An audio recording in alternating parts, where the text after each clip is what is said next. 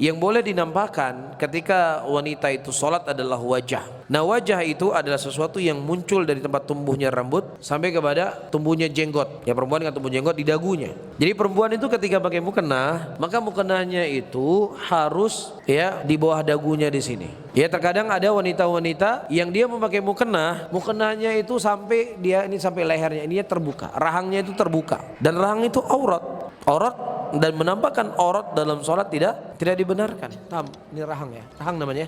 Betul nggak rahang? Tempat tumbuhnya jenggot ini kan leher. Kadang-kadang wanita, nanti antum yang istrinya hadir dan disampaikan, dia pakai mukena, mukenanya itu di sininya, nggak di bawah dagunya, berarti nampak rahangnya di sini. Dan itu aurat. Dalam sebagian mazhab ulama mengatakan, kalaupun auratnya nampak sedikit saja bisa batal sholat. Dan sebagian ulama mengatakan kalau auratnya nampak sedikit dimaafkan. Cuman masalahnya kalau dari ini ke sini nggak sedikit, banyak ini rahang kita ini. Jadi hati-hati perempuan kalau